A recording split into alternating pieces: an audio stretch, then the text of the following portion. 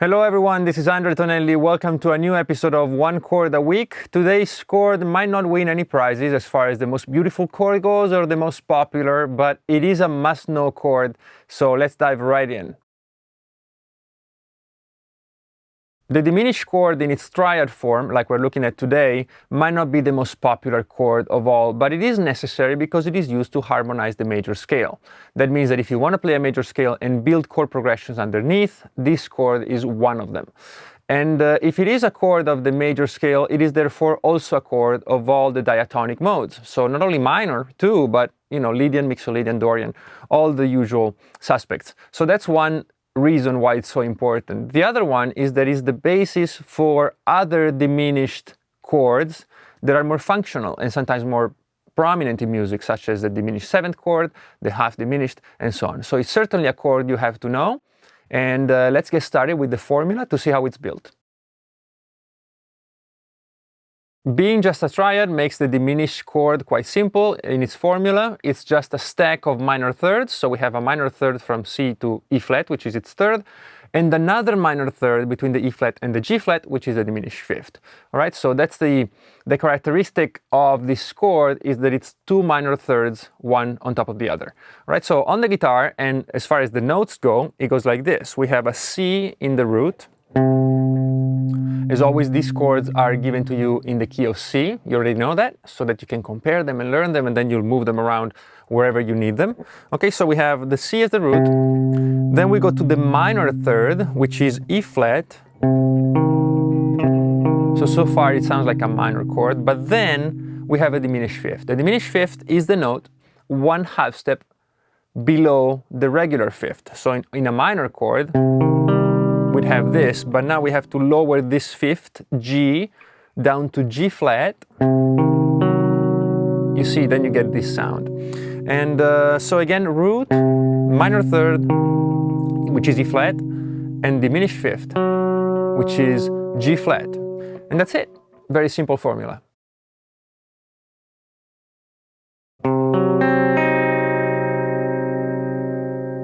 So this is the sound of the diminished triad. Personally, I like it, but it is true that it's a bit hard to play sometimes and hard to know where and how to use it in progressions and compositions. But the reason that this sounds so pulling towards a root and towards the resolution is that it has a triton within it.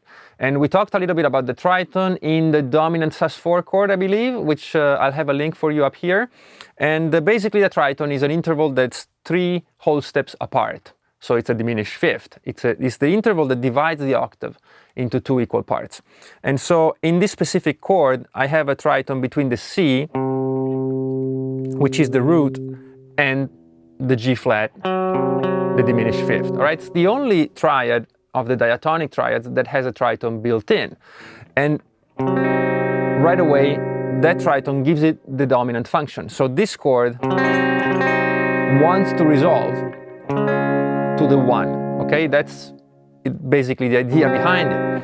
And that's why, well, that's not why, but that's how you find this chord in a major scale. It's the last chord. So in the key of C, we'll find this in B. And this B diminished will want and need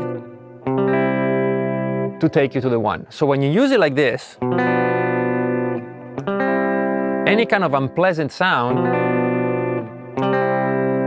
there's a payoff for that. So you kind of have to sit through this for just a little while, but then as soon as I take you to the 1, there's a sense of resolution, and the C of the resolution kind of gives a meaning to the diminished one, which sounds a bit strange until you resolve it, right?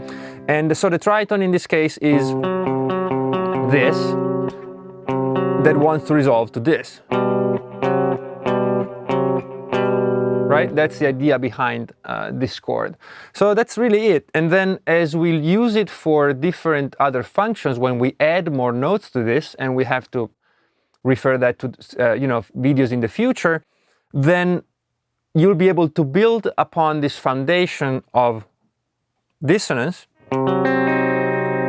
to get other sounds that are maybe a bit rounder or maybe even more tense.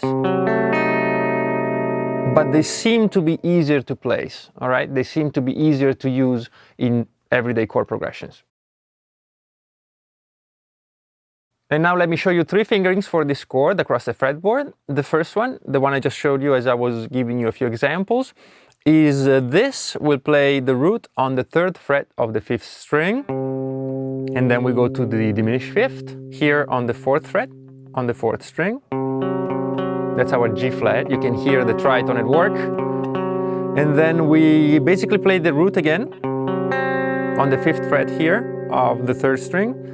And then we'll go to the minor 3rd, this E flat here on the 4th fret of the 2nd string. Okay, it's pretty, within reason, it's pretty good sounding. Okay, from here we can move on to a different area of the neck. As you know, I always tend to give you positions spread out across the fretboard. And here's the next one. Again, the root is C, okay? So we're gonna play like this. We're gonna do 9 on the 5th string and 10 on the 4th. Again, this is our tritone, which, by the way, you can look at a tritone either way, because it divides the octave into 2 equal parts. So from C to G flat is exactly the same sound than from G flat to C, and this only happens with the tritone. So that's a little tidbit for you. And then from here we have 9, 10, now we go down to 8 on the 3rd string. That's our minor 3rd, E flat.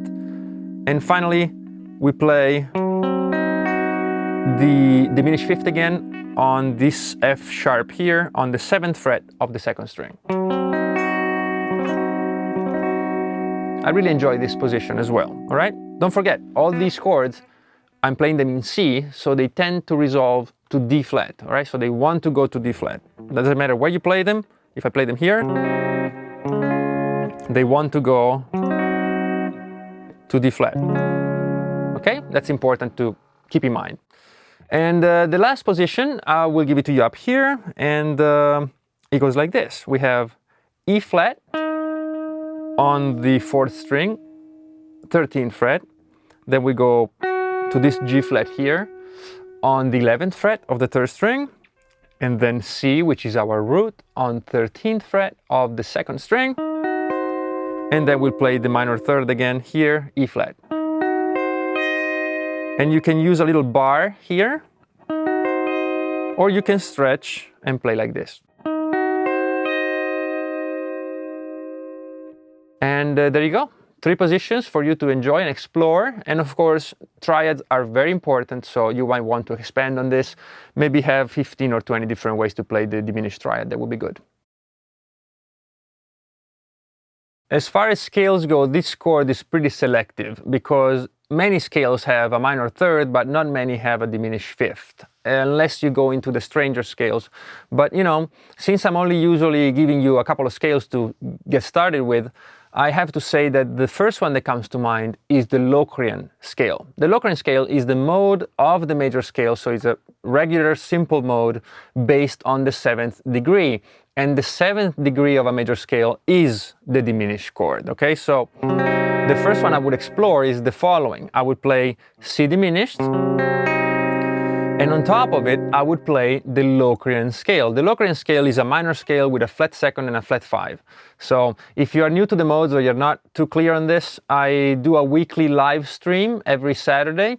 And recently we've been looking at modes, so I'll link the playlist here and you can join us if you want every Saturday and you know, ask questions and all that. But basically the Locrian scale is a minor scale with a flat 2nd and a flat 5, and it sounds like this. So we have my diminished chord,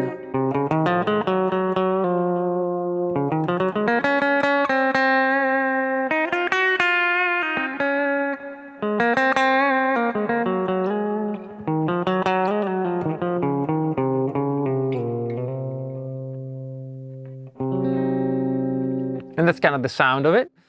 And there's interesting variations on this scale. For example, there's the Locrian 6, which is kind of cool.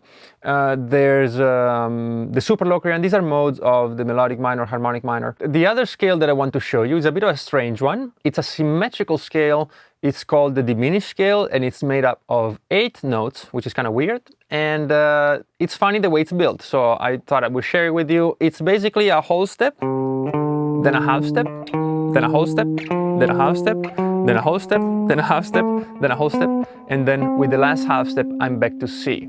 All right, so it's strange, but it does fit, of course, this chord, because we end up with a minor third, and then with a diminished fifth. And I don't know, I find it interesting.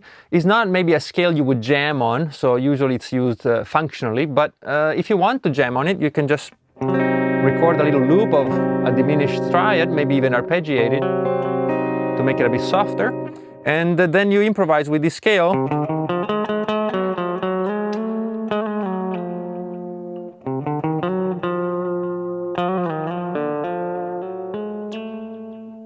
Right? It's a bit weird, and you can get some interesting sounds out of it. And this is it for the diminished chord. I hope you enjoyed the video. As you know, in this series I don't follow a specific order. I basically wake up one day and go like, man, they should really know this chord, and I make a video.